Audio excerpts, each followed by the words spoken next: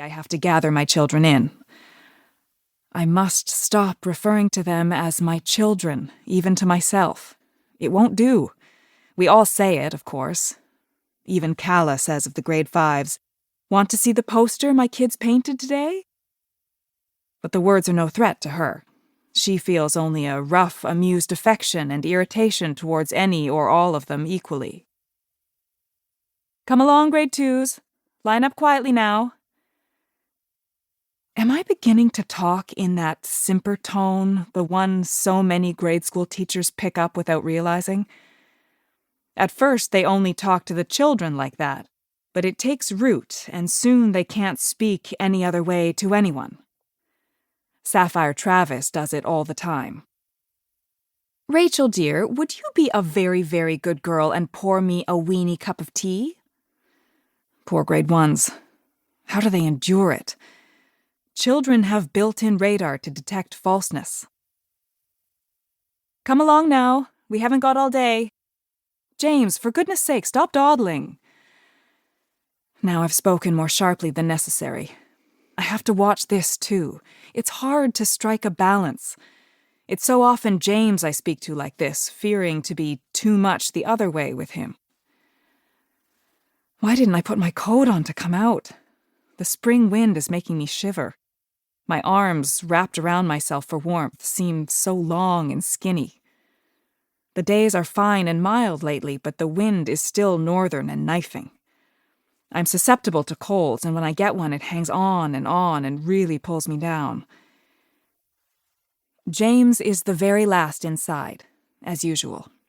That boy is the slowest thing on 2 feet when he's going into the room.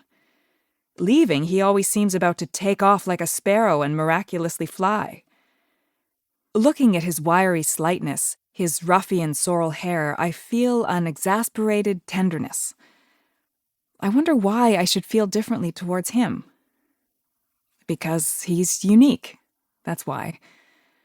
I oughtn't to feel that way. They are all unique. What a pious sentiment, one which Willard Sidley would endorse. Certainly they're all unique, but like the animals' equality, some are more unique than others. Calla Mackey is in the hall as I go in. I shouldn't try to avoid her eyes. She's kind and well-meaning. If only she looked a little more usual and didn't trot off twice a week to that fantastic tabernacle. She bears down through the noisy shoal of youngsters pushing upstairs like fish compelled upstream.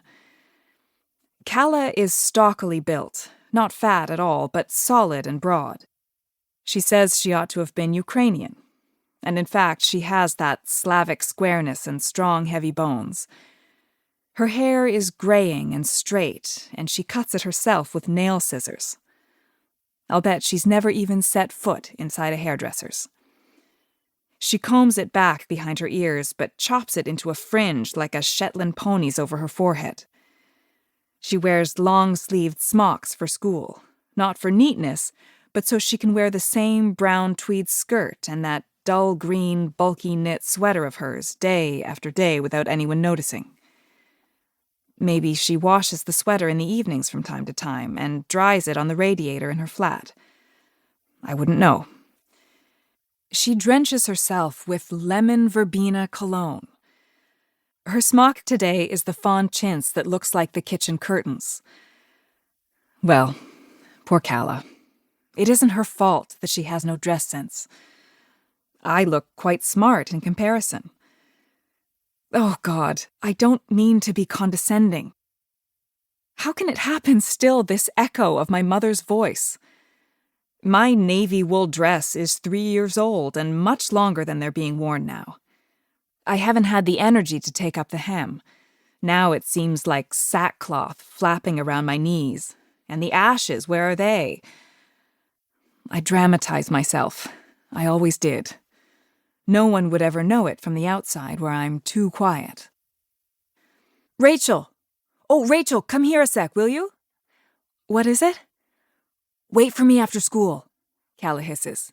"I've got something for you." "Yes, all right." She is a generous person. I know that, and shouldn't have to keep reminding myself. but it's